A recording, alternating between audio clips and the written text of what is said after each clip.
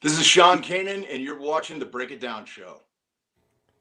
My man Sean is back once again. It's fun to have you on, and also sitting right seat with me and co-hosting, fellow Benicia Boy. Found out Sean Ryan's an actor as well. He's from a series called L.A. Macabre. I always want to say La Macabre, L.A. Macabre, and he's an actor, and so I thought it'd be fun to have him on. And then turns out we didn't realize this when we first recorded. He's from Benicia, so he's going to join us in and give us some of the actor type questions that we love to have. But man, first off, thanks for coming on the show. You're a busy dude. Yeah, I got a lot going on. It's good stuff. Yeah, I just got back from a couple weeks in Puerto Rico, where I was filming a movie there. And today is the day that my book is going to print, my third book, Way of the Cobra. So nice. Good stuff. Yeah. So I guess the big question that we got to cover right away is my hair. I have got a mohawk. I mean, that's true. I want to get into this movie that you did with Bruce Willis, but let's cover Cobra Kai, because everybody wants to know, is Mike Barnes going to be in Cobra Kai? That seems to be a very popular question these days. Yeah, that's why I got to ask it. Well, I can neither confirm nor deny it. Okay. Out of respect for the show and the producers and everything, I've sort of made the conscious decision that it's just not something I'm going to answer, and the fans are going to have to tune in and they'll find out for themselves. It's a fair question and a fair answer. I want to ask you this, and I want to spend a little bit of time with Mike Barnes, but there's not a lot to know about Mike's background. I think that his dad was in Vietnam and came back kind of messed up, and that kind of messed Mike up. That's my thought. Okay. And then, Sure, why not? And then here's the thing, though, right? Here's the thing. He becomes a tap and tool guy salesman and does pretty well. Moves to the Midwest, and he does all right. And turns out he just outgrows all that stuff and matures and becomes a pretty mellow dude. Still can whoop ass, but doesn't choose to. Listen, why not? I like it. I mean, I suppose anything's possible. I've heard some fan came up with the idea that Mike is an anger management counselor, and Daniel and Johnny are court mandated to go get anger management counseling, and Mike is their counselor. So I thought that's great too. Ryan, what's your backstory for Mike Barnes? Well, I was thinking that he just never got over the loss, and we've seen a lot of these bad guys become friends or become good guys on Cobra Kai. So let's have him stay kind of, the heavy, stay the bad guy, and just show up and demoralize LaRusso at every point of his life. Keep showing up like Mike Barnes did. I think either way would be fun. Yeah. How would you write it, Sean? I mean, you're a writer. How would you write Mike Barnes if you were going to, have you ever seen that thing when they deconstruct Karate Kid and they turn Danny Russo into the bad guy? Like, how would you do it? I like the idea that Barnes, one of two things happened. He either went to prison or he went to the military and got straightened out and became an honorable guy, but something happens during the course of his visit to the Cobra Kai universe that pushes him, and he's able to tap back into that other part of his personality when he needs it. So that we see that there's been some emotional growth and change, but when push comes to shove, he can still draw upon that internal psychopath that he has. And then what job do you think he had in the Army? Is he like a light wheel mechanic, cook? What is he going to do? I would really hope he wasn't like a munition specialist. Right. I don't know. I mean, Mike wasn't the smartest tool in the shed. I mean, he did get baffled by a kata. So I don't know. Maybe he had a great singing voice and he entertained the troops. I don't know. This is what I was going to say. Maybe he goes all Army chorus. Yeah. All Army chorus. He's a some job, but they said, no. You've got this angelic singing voice. Please come do this with us. Beautiful. Just a beautiful, high-pitched, angelic singing voice. I love that. That would definitely have to be dubbed for me. Yeah. It's funny. Oh, man. Anything to add to that, Ryan? Oh, man. Well, I mean, singing voice would be great. I'd love to see him sing in front of a whole group of troops. That'd be hilarious. That'd be great. But yeah. Let's get into this this new movie you just did with Bruce Willis. How much can you talk about? Well, I can tell you it was done for a company called Emmett Furlow, which does a lot of they do a lot of pretty good sized movies. I think Bruce signed a 3-picture deal with these guys, and this is the first of 3 films that he's going to be doing with that company. The director is a guy by the name of James Cullen Bressack, and I've done, I think this is my 5th film with him. And so yeah. any James gives me a call, I kind of jump at the chance to work with him. And, it was fun because initially in the script, I was in a fair amount of the film, but really didn't say much of anything. And the thing I like about working with James is I know that whenever I do a film with him, he really is good about giving me latitude to ad lib, come up with dialogue. And so by the time we were done, it's a pretty good part. I wanted to do something with the character because I sort of looked like a intimidating, thuggish guy with a mohawk and everything. But I thought it'd be funny if he was kind of, a little more like the comedic relief. And so the character actually is a pretty funny character. And listen, I grew up watching Bruce Willis films. I mean, I'm a huge Bruce Willis fan. Who isn't? Anyone of my generation is a huge Bruce Willis fan. Die Hard apart. I mean, Sin City, Fifth Element. I mean, Tears of the Sun. I mean, it just goes on and on and on and on. And to be able to say that I had the privilege of working with them is something that was pretty special. Was it kind of? Did you ever get starstruck, or was it just kind of like were you able to put that aside? No, you can't really get starstruck. I mean, listen. I'm a professional. I've got a job to do, but I leading up to filming, I was like, oh, this is really cool. When you first saw Die Hard, I mean, like we knew Goshmar era, we knew that Bruce Willis was something he had done. I mean, Moonlighting was so great, at least. Sure.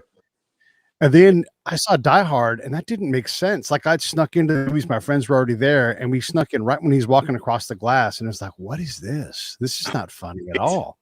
Yeah. But I mean, it kind of broke my brain, and then we stayed and we watched the whole movie again because it was so damn good. I mean, who expected that from him, right?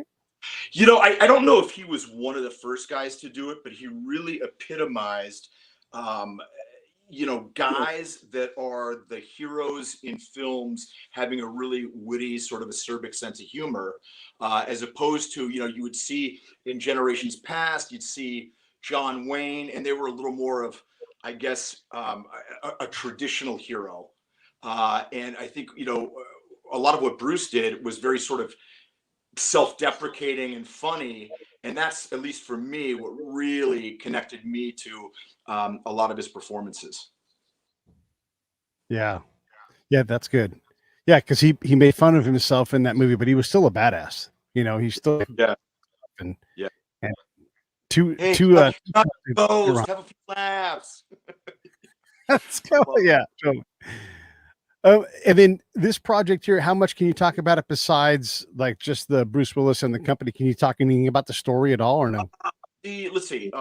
Chad Michael Murray stars in it, who people will know from One Tree Hill and the myriad of other jobs that he's had. Let's see. What else can I tell you?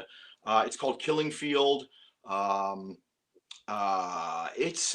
entire thing takes place over the course of one day, and I guess the best way that I could describe it is the way the director describes it, that it's literally like an action movie dropping on the front lawn of Chad Michael Murray's character. It's just a lot of action and shoot 'em up and stuff like that happens in one location over the course of one day. Looks like a lot of fun. I'd go see this film. When does it come out? I don't know. I don't know when it comes out. If I had to guess, I'd say probably about 4 months. There's a lot of posts to be done, and I don't know for sure, but I'm pretty sure that it's going to come out for home viewing, because really there's not a whole lot of stuff going to theaters these days. Right. I mean, if I were producing it, I would want to capitalize on the fact that people are home watching more programming than they certainly are going to going to theaters. Yeah, the direct to home, that market has completely changed. It used to be that wasn't, you wanted your stuff to come out in nationwide release, and now it's like that's not even possible. And then how the heck did you get this movie done under quarantine? Did you guys just go to Texas and shoot it, or? Very, very significant COVID protocols were in place. We were tested, I think it was like every other day. You know, we had the nasal swab thing happening.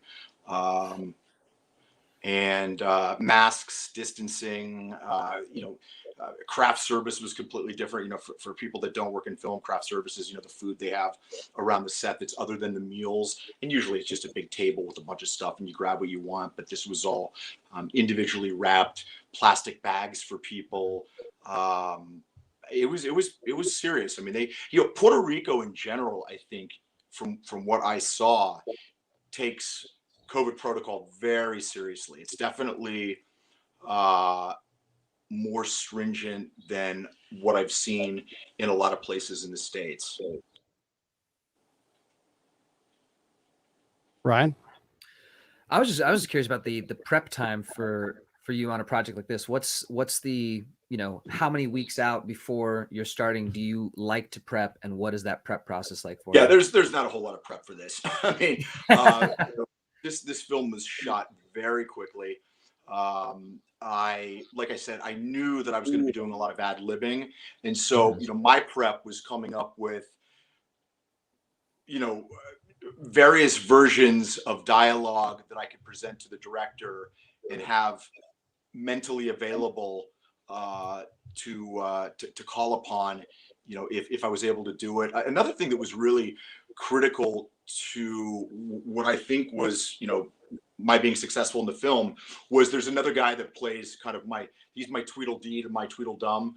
And, the fact that we sought each other out immediately when we were in Puerto Rico, went out and had dinner and started talking backstory, ad-libbing, sort of rehearsing and coming up with ideas. And the fact that we clicked really helped. Yeah. Building that chemistry. Yeah. None of which I could have done before meeting him. Right. Can we chat about Studio City for a few minutes? Sure. Yeah. Love that. So this might surprise the heck out of you, but and this was all coincidental, but Carolyn Hennessy is going to be my guest tomorrow. I adore that woman. I love her.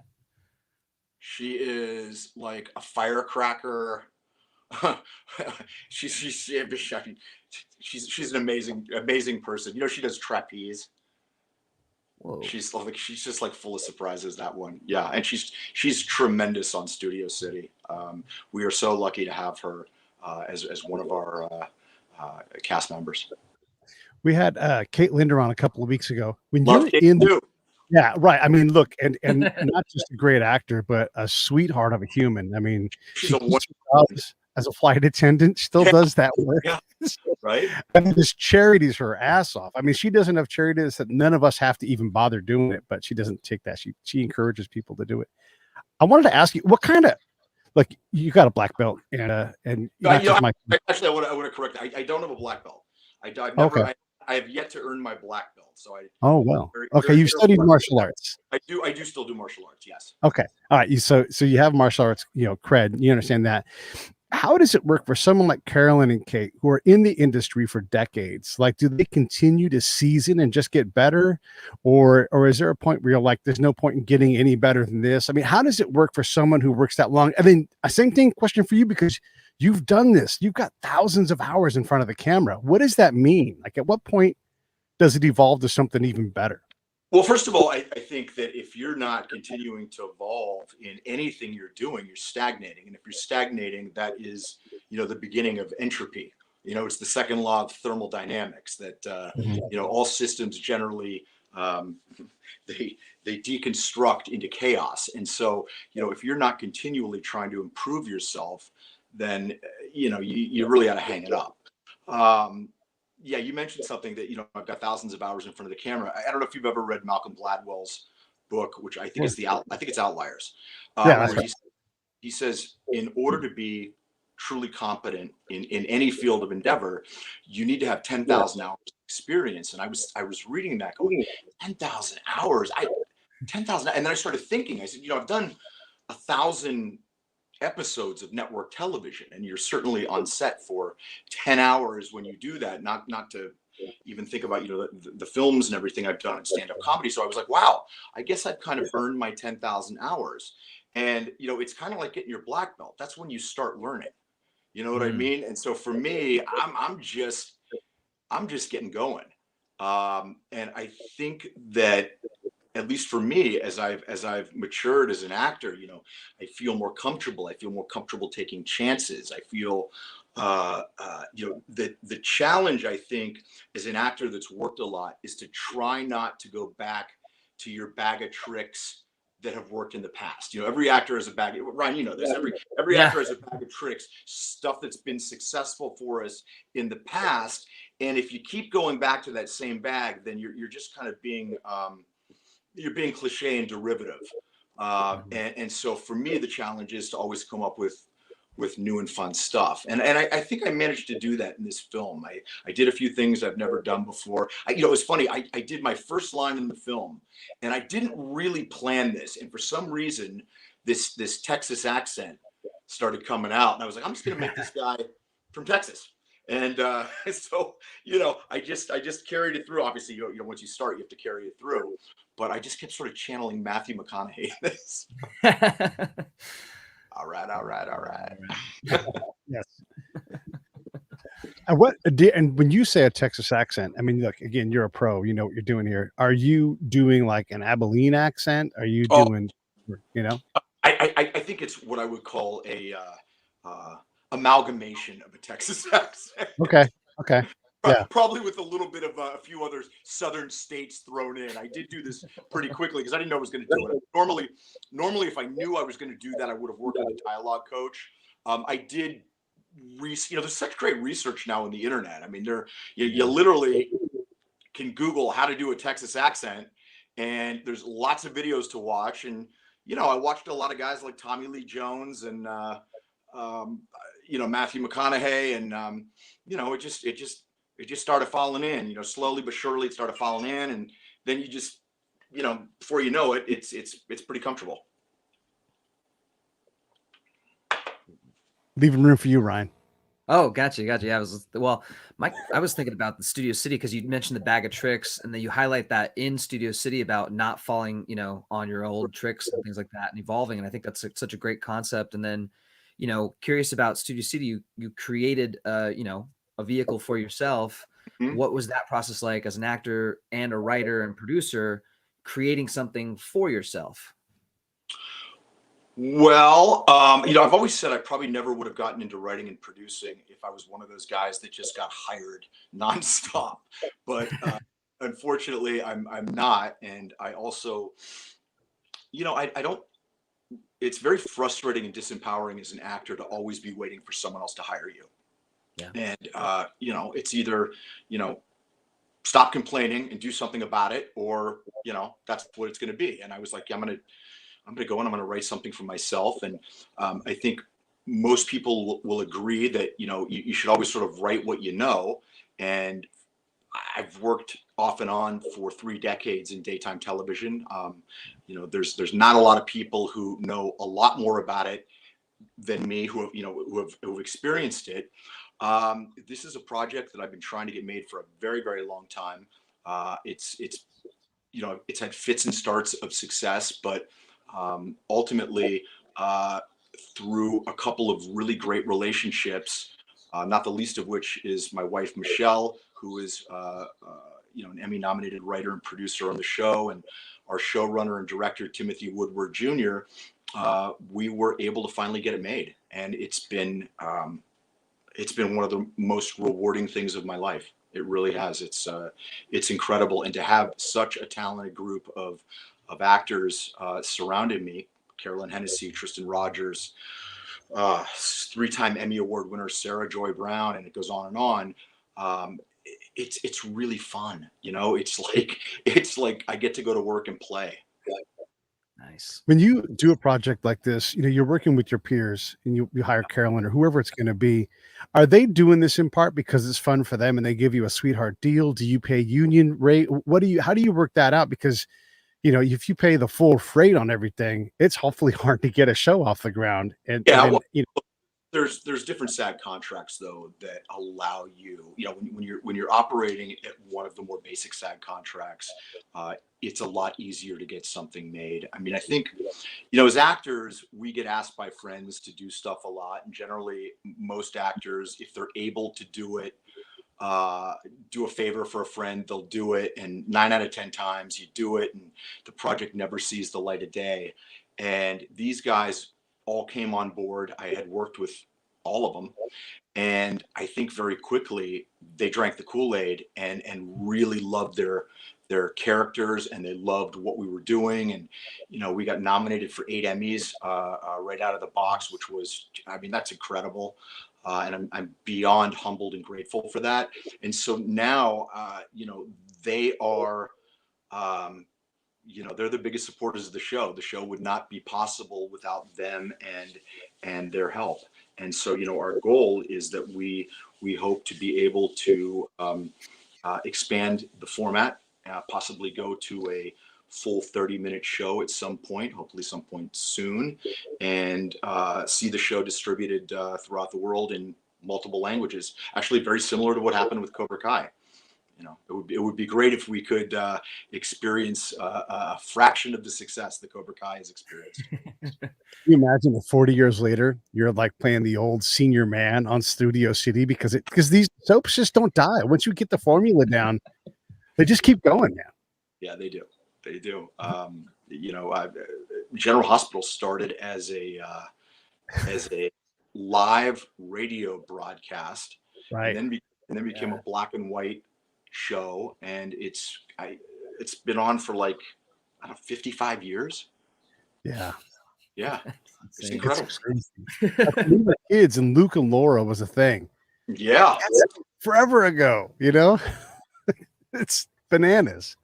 And then I wanted to ask you, Ryan, because you've done something similar. You guys, you're a young actor. You're waiting for the phone to call. You're going on auditions and stuff. You're like, let's make LA Macabre. Right. And then just wielding that thing. I mean, it looks shiny and pretty and easy now, but yeah, exactly. Pegboarding. Yeah, not even wielding, pegboarding, right? Because that's hard.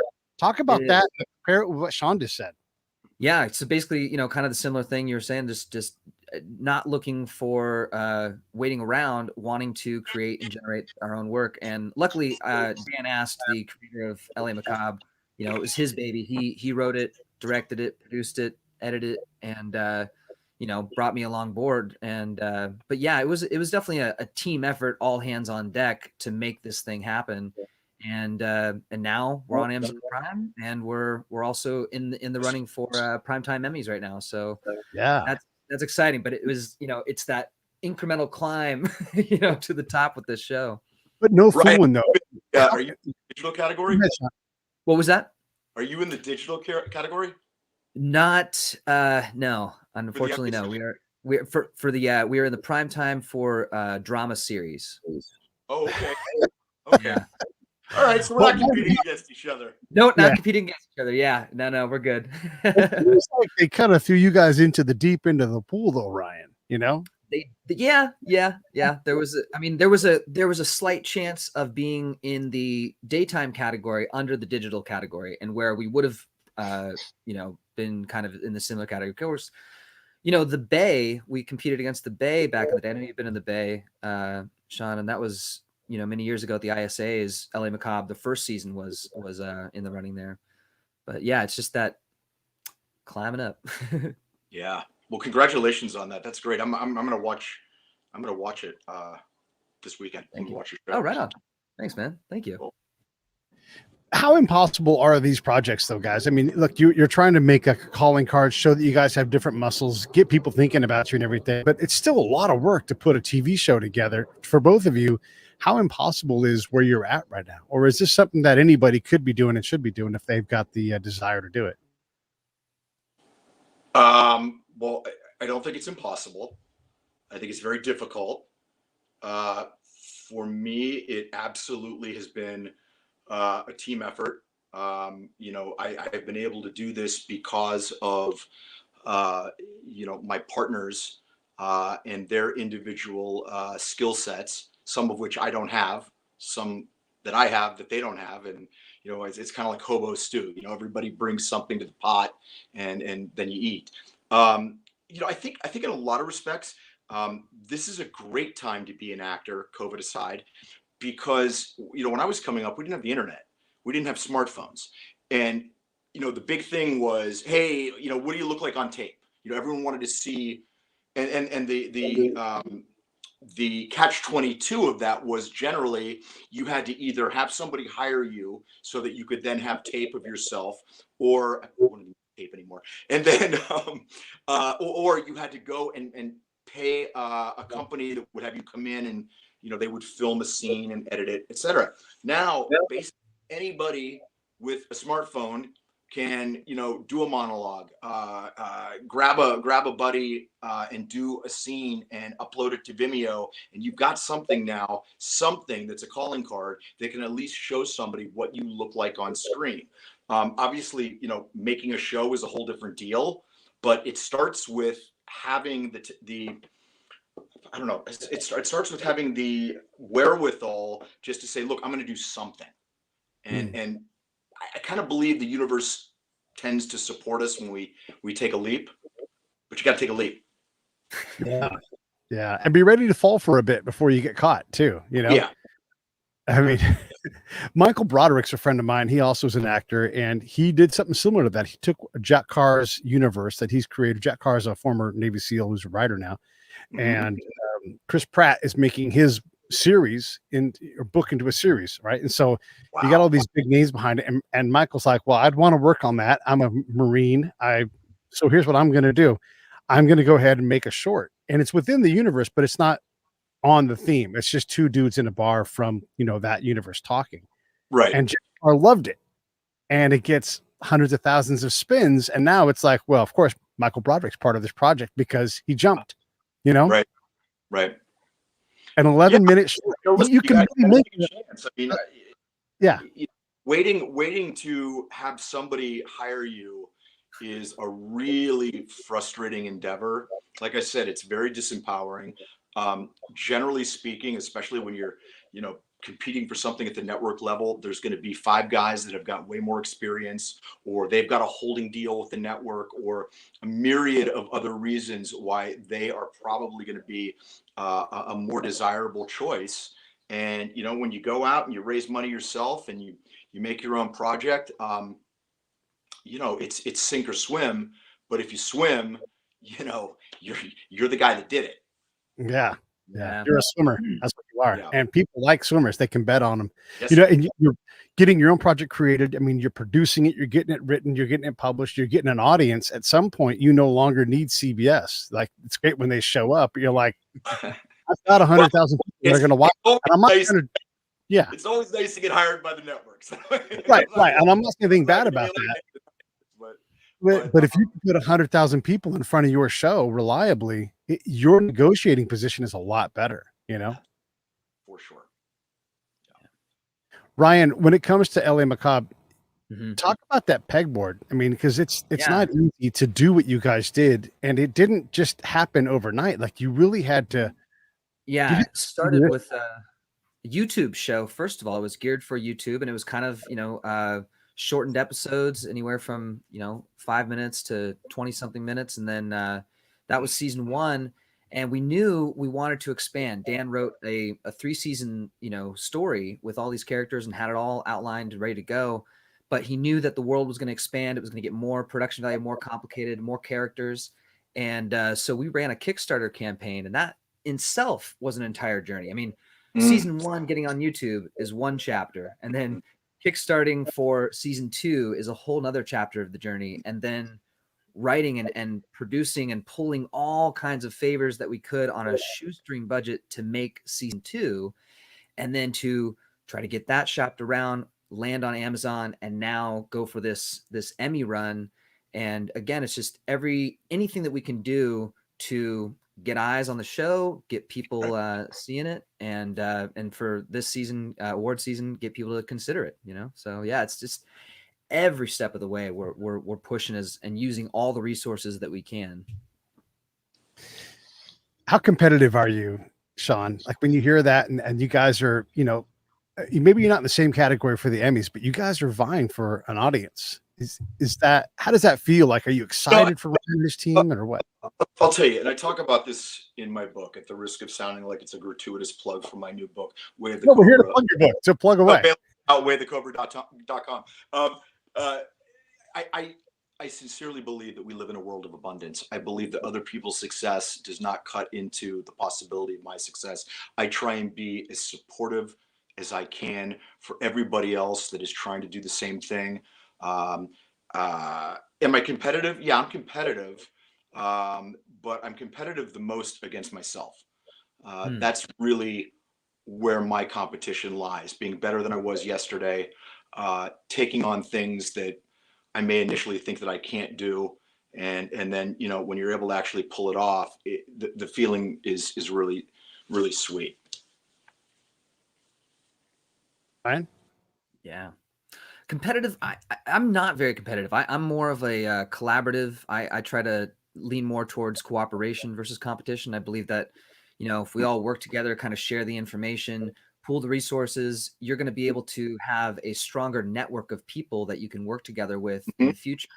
If it's competition, there's some level of, you know, kind of not telling the people that you know are in your same category about this great opportunity or about this great audition. And I've seen that happen in others. And it just, I don't know, it breeds a little more, it's hard to have like a healthy competition in this job when you are running into the same people over and over again. You want to work with them, I think. That's my philosophy, I think. Yeah, I think it's the difference between a zero-sum game situation and a win-win scenario. And I think very, very few times in life, combat being one of them, do we engage in a zero-sum game where you have to lose for me to win.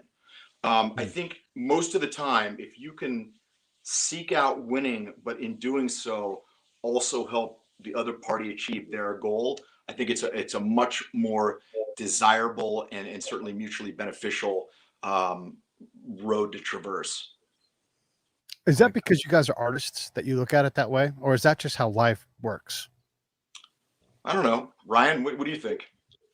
I've had a lot of debates with my friend about, you know, whether competition breeds, you know, advancement in human civilization or if it's cooperation that breeds it. And I think there's elements of both for sure. So I don't think it's just the artist perspective. I do tend to look at what works in the world, what works in nature, what works in politics and business. And I just think as a globalized civilization now that we are, cooperation, I think, is the way that works. The world works. Yeah. But there's always room for ruthlessness, right? I mean, the music industry is full, right? But it's just a fact. Like in the music industry, you need the big labels to fund your success. They've got to make 100 bets to pay off on the 100 bets, right? And so they've got to find someone. So they do that, and they keep your masters, and you don't have all the access to all the money because they're playing a longer game than you are. And then you do that to your friends. Your friend, you're like, hey, why don't you come on and feature here? And I'm going to pay you $150 to sing, whatever it is, right? There's stories like this all the time in music. So the same thing must happen in show business where there are folks out there, they teach you the game by being ruthless so that you yourself can become ruthless and get the money that is in the machine. Is that right or no? I would say that that's the pitfall and the trap. Okay. I would say the trap is to allow yourself, look, listen, there are definitely times when, you know, I have to, you know, cinch up my big boy pants and, you know, things need to get things done. But Right. I really always try and be conscientious of other people's feelings and have a sense of empathy for everybody. And it goes back to what I said about not creating zero-sum games. I have certainly been, victim's not the right word because I don't believe in victimhood, but I've been in positions before where things have been kind of ruthless and I was on the receiving end. And if you're smart, you learn from that, but it doesn't mean that you have to emulate it. Ryan? I mean, I've never had a situation where I've been taught, especially in the business, by an acting teacher, an agent, a casting director, anything like that, about being ruthless in the way that you're describing. I just haven't had that experience yet. So yeah. Stick around. yeah. I got my first "You'll never work in Hollywood again" speech on my first movie. Oh, okay. Yeah. You'll never come on the Break It Down show again, Sean. Yeah. There you go, another one. So let's talk about your book. And then again, like when I say that you're busy, you and I've met, we've talked about a podcast, and you're such a busy dude. It's hard to figure out how to get these things done. And yet here you are cranking things out. You got your own TV show, you're on TV shows, you're writing books, you're doing a lot, man. And so do you know how to relax? And then let's talk about the book. Oh, I for sure know how to relax. Believe me. Yeah, no, I absolutely do. Look, I'm really fortunate that my wife, Michelle, is my creative partner, and she is the engine which is able to allow me to do so much of what I do. I'm convinced probably none of it would happen without her. And we make a really good team together. I absolutely relax and do things to have a good time. But I also really like what I do. Like I enjoy, production. I enjoy writing. And the thing with the book is that for the longest time, I thought I got into acting because I wanted to express myself. Like I grew up in a small town, and I wanted to look beyond the immediate horizon of being kind of this small town guy. But as I got older, I realized really that the reason I got into acting was because I wanted to inspire people.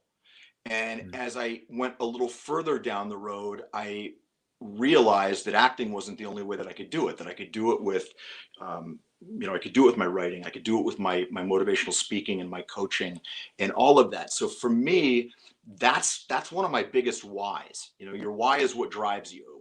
It's what picks you up after you've had your ass kicked. It's what lets you do another rep in the gym or whatever. And inspiring people is one of my whys. And so I'm really eager to get this book in people's hands because I know it's got the ability to really help people change their lives. So I'm excited and I'm into it. Nice. This book, did you have notes that you had collected over years to make this book, or was it kind of like you had to look back at everything that you were doing and what was the motivational insights that helped you and put that in the book, or how did the process go? Well, the process was really that I was working on another book, and a lot of the material that is in Way of the Cobra, the embryonic pieces of information were from the other book. And then I decided that, it would be a really good format to create it as a dojo where I'm the sensei.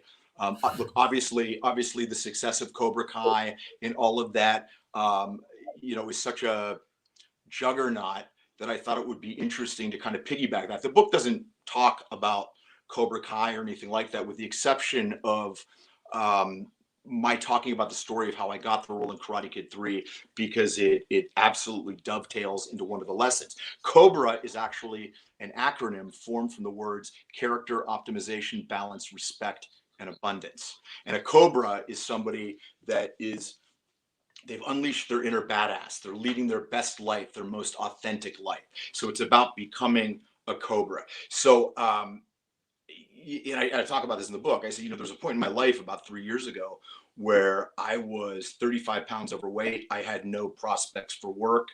I had some pretty significant successes. I'd had a couple of epic failures in my life. And I was looking in the mirror and I was thinking, okay, what's next? And I decided that I was going to start doing some things very differently. And rather than wait for my ship to come in, I was going to build the damn ship. And so I started employing some very specific strategies in my life, which I talk about in the book. And those strategies allowed me to make monumental changes in my life that have allowed me to, get Studio City made, allowed me to get my second book, Success Factor X, become an Amazon new release bestseller. And it's because I started doing some things very differently. And those are the strategies that I share in this book. Nice.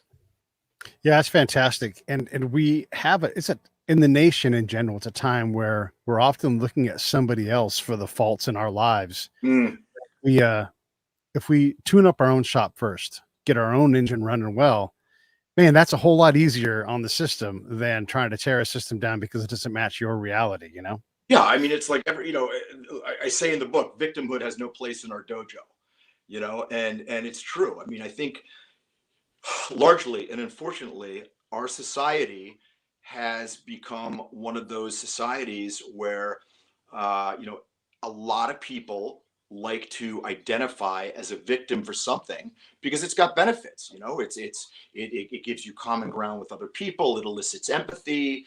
All sorts of things. Now, I'm not saying that there aren't people that have experienced things in their life that could be classified as being a victim, but to live in a perpetual state of victimhood is just a horrible way to live your life. It doesn't seem to follow with what you guys do too. I mean, Ryan, you could be a victim of going to, casting calls over and over again and never getting jobs, or looking at 25 other versions of you there, all like, oh, we all have painter's pants on. Huh. But you went out and did this project. And again, you guys jumped into the void. Is that because you guys look at yourselves first as actors? Like, I have to be the best polished product. I have to show what else I can do so that I'm not dependent upon someone else's perception of me. Is that how you approach that, Ryan? Both as an actor and as a person, I want to approach life with, there's going to be rejection out there, especially as an actor in this profession. There's going to be rejection. And if I focus on that and say, well, I didn't get it because I'm a victim because somebody else had some other leg up or something like that, then I'm always focusing on the negative, and I'm not going to get anywhere with that. So focusing on the positive, what I did do well, man, I crushed that audition. I didn't get it, but I personally leveled up and crushed that audition, and that cast director can remember that. Or I did everything I could, or maybe I didn't do everything I could. Maybe I didn't have some alternate prepared for that thing, and that's a lesson learned. And then the next time I go in, I'm going to have all sorts of things prepared. Wow. You focus on that positive, you're going to propel yourself forward. You focus on the negative and be a victim all the time, you're stagnant, or you're going backwards, So I look at that in life and as acting. You're spot on. I mean, again, I talk about that in the book. I say, the majority of the time that I audition for something, I don't get it. And if I attached a negative story to every time that I didn't get a role, I wouldn't be able to set foot in another room. And so I look at it like, did I get to audition for somebody who hasn't seen me before? Did I get to prepare for something outside of my wheelhouse? Did I not do a good job? And it's time to do a self-diagnostic and see, where I fell short. But as long as you can attach a positive outcome to everything, I think that's really critical. And, I tell this little analogy in the book that there's two boys, each raised in an alcoholic household where the father can't keep a job. He's abusive to the mother and the kids. One kid grows up and mirrors his father and becomes an abusive alcoholic. The other kid grows up and says, I'm never going to drink. I'm never going to put my family in jeopardy and in a position where they feel unsafe. And you ask both of them, how did you arrive at this reality? And they say, I watched my father. They each attached a different story to it. One, was something that allowed them to sink into victimhood, do the same thing, and the other motivated them not to do it. And I'm the concept of story is so powerful in our life. There's very few things that we believe are true. Most of them are stories that we formed through a prism of various different things that have colored our perceptions. And since basically none of it's true anyway, as far as if you were looking at it absolutely historically, why not attach a positive story to it so that it benefits you? I like that a lot. That's great. No, that's great. How does this stuff apply? Like, I mean, you guys are actors. How does this apply? Like, no fooling to someone's life who's like, okay, great, whatever, but I'm not going to be an actor. I'm stuck at a completely different base. This has nothing to do with being an actor. My acting teacher, the late Roy London, used to say, I have more in common with a successful plumber than I do with an unsuccessful acting teacher. And the fact is that there are common denominators that everybody needs to exhibit to become successful. And a couple of them are real simple. The most simple one, the golden rule: do unto others as you would have them do unto you. If you can live that, you've got at least a 50-50 shot at being successful. If you can then behave with integrity and you can be kind to other people, not nice, but kind. I talk about the difference. Nice is conforming to social mores. Nice is being polite. Kind sometimes is doing the difficult thing and risking not being liked by somebody to do what is best for them, what is truly from the heart good for them. And so I talk a lot about the difference between, nice and kind. And if you can do those simple things, you got a really good shot at being successful if you have a decent work ethic. You don't have to be the most talented person in the room. It helps, but I'll tell you, again, something I talk about in the book, talent can be a real curse, because when talent doesn't work hard, hustle will beat talent all the time. And a lot of times people that are talented think that that's enough, and it's not. Talent is something that God gave us, something that we've been able to develop over time. But the ability to hustle and be driven when combined with talent is an unstoppable force. Wow. Yeah, it is. And I like to audience. say that. Yeah, well, we had to let that grow for a minute, one of the things I like to say to folks is there's two things, basically. One is that there's very few people that cannot simply, in the United States, simply outwork their problems. Maybe you're in the wrong problem set in the first place and you evolve into an adjacent problem set, and all of a sudden you find out this is where you're at, but the entire time you're growing. And like that goofy diagram that Vice President Harris had out about opportunity and how someone's below somebody else. Just keep walking around the mountain. Keep trying to climb the mountain. You don't have to have a rope. You just keep going, and you will find opportunities, whether you're a plumber or an actor. If you are like so determined, and I learned this from Sly Stone, the musician. He said, if my music isn't good enough, I don't deserve to eat. And you're competing with someone like that, who's like, that's how hard I'm going to do. I'm going to work until this stuff is great. Right. Yeah. I think it's another issue with society. We have gone from being a meritocracy where, it doesn't matter the color of your skin, your gender, or anything. The best performance or the best idea should win, but that's no longer the case. We've now fallen into the society where, people get trophies for 7th place. And the reason is that everybody is afraid that they're going to shame somebody. And the thing that I think people need to understand is there's two types of shame. There is the humiliating type of shame, which is toxic shame, which nobody should have to experience.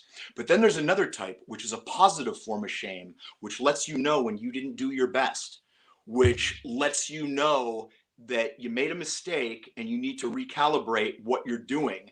And it comes from, I guess, it comes from a dissonance. It comes from knowing what the right thing to do is, but not doing it and falling short. And that type of shame doesn't come externally. It doesn't come from people holding you up to ridicule. It comes from inside yourself. And that, I don't believe, is a negative form of shame.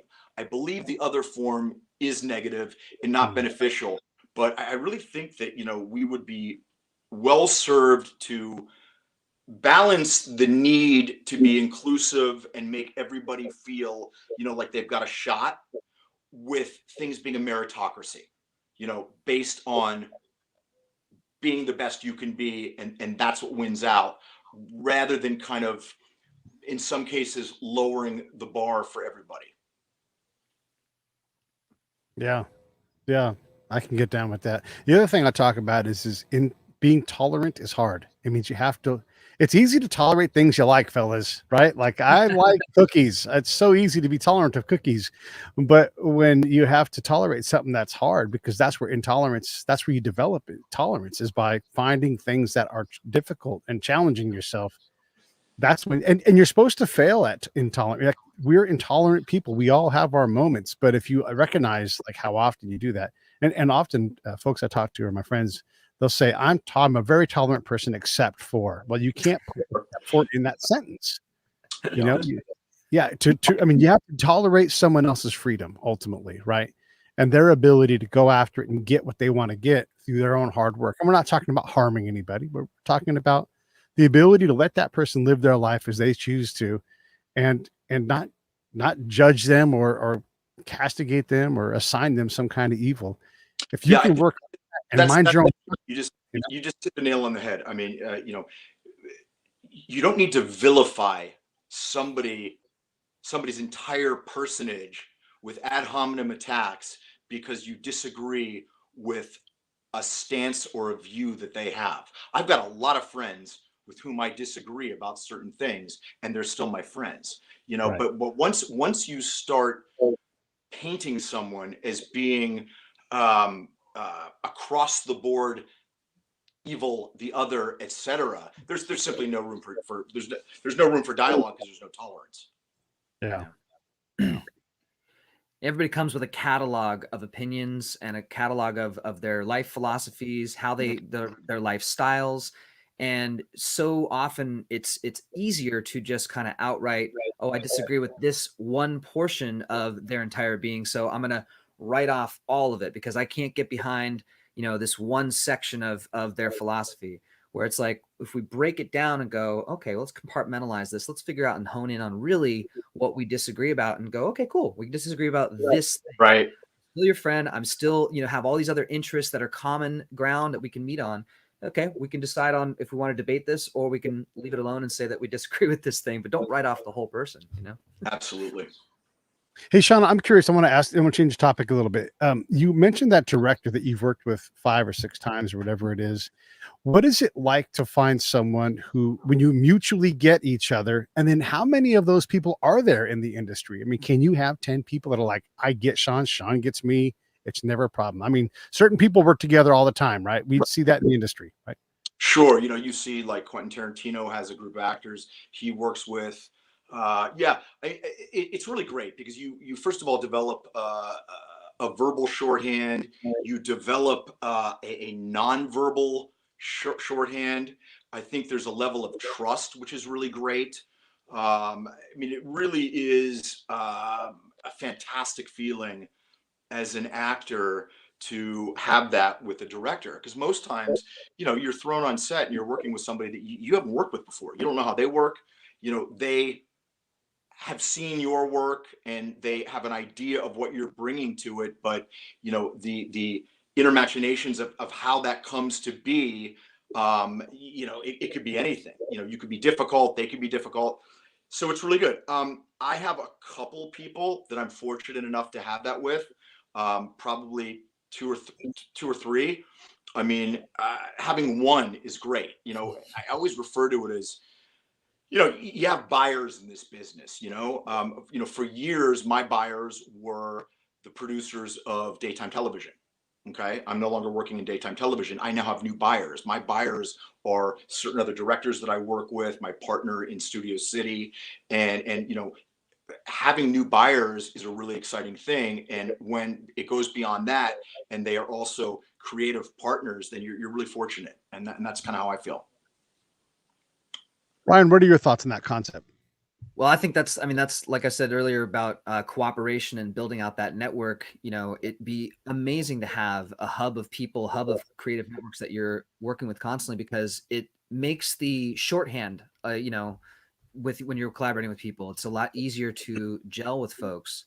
Luckily I got to do another kind of self-starting feature film that's going to be entering into festivals this year called Dinner Club, and made it with friends, and hope to be working with that same group again on future projects. We've got things in the works for that. And it's like, it becomes a little easier to get things off the ground. It becomes a little smoother to work on projects when you have those people in your corner that you have a relationship with, a creative relationship with. So trying to build that tribe right now. I'm curious, Ryan, I want to ask you next, Sean, and then we'll close out here.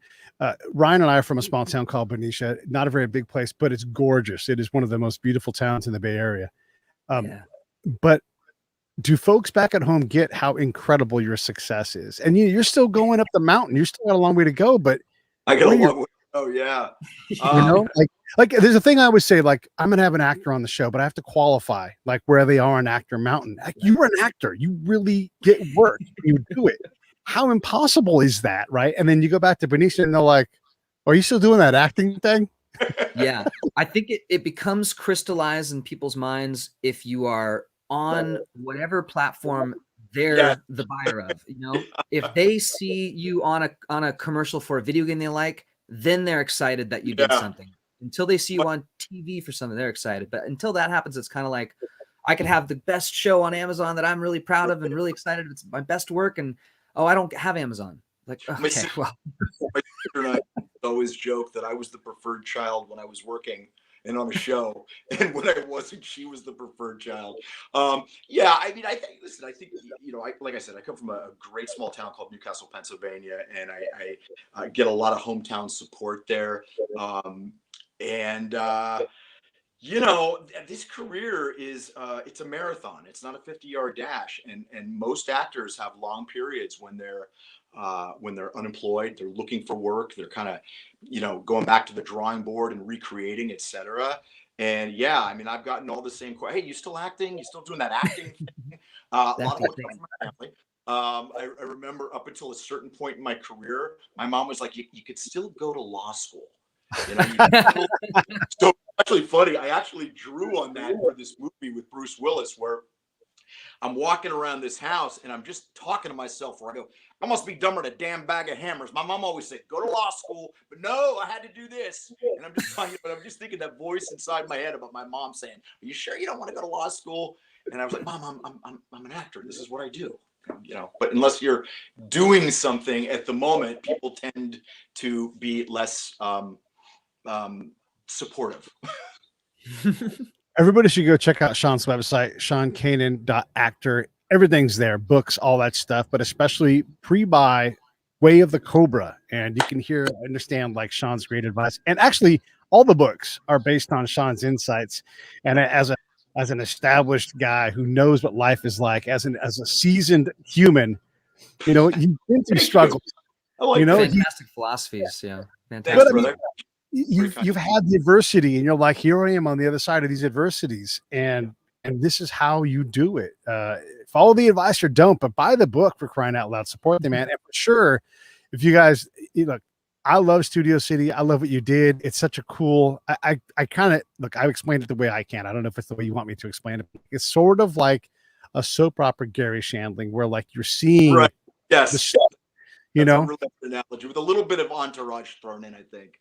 Yeah. But I just wanted to watch it. I'm like, you're not just seeing a soap opera, you know. We just put up 5 new episodes on Oh, Amazon. great. So I don't know if you've seen that, but we filmed those during COVID, which wow. boy, I tell you, that's tricky being a really small production and filming, you know, with all of those protocols. But we have 5 new episodes, some great guest stars. So please check it out on Amazon Prime. And then I'm going to bring Ryan up here on the screen. Definitely check out La Macabre or LA Macabre, whichever way you want to say it. I want everybody to look for it, right, Ryan? It's on Amazon, and it just grows and grows and gets crazier and crazier. And in a lot of ways resonates with some of the kookiness we see with people. You're like, what planet do you guys live on? You know, like it's very timely. I felt like, so I can't wait to watch cult stuff or what time? Sorry, timely. What with the cult stuff? Very timely, you know, with like people like just kind of being in their own world. And I don't know. If you watch it, you're going to be like, yeah, not that there's murderous cults out there, but it's a great way to kind of have a commentary. Yeah, it is. Well, also there's kind of a resurgence of kind of cult, you know, entertainment, stuff like that too. Surrounding the idea of cults, looking into them, docu-series, crime dramas. So if you like all that stuff, LA Macabre is a perfect show for you. And even if you don't, it's a great ride. And like you were saying, it keeps ramping up every episode and right up till the end. It's a big ramp up. So everybody go check out Ryan Hellquist, and you'll see all his stuff. And then of course Sean Kanan, who's incredible. Thank you so much for coming on, Sean. Hey guys, anything to say in closing? Anything in closing? You know, if anyone would like to follow me, you can follow me on Instagram at sean.kanan or Twitter at seankanan, and I try and do my best to respond to everybody, and you can keep up with what I'm doing. I don't. Stand by. Hey, thanks for watching the show. I really appreciate it. Right here, you can subscribe. Please do that. It makes the show grow. Hit that notification bell so you know which incredible guest is coming up next. Down below is the PayPal link. You can put a small subscription in. That is an enormous help. All that money goes right back into the show. And then right up over here are the next episodes you should listen to, curated by yours truly. Thank you so much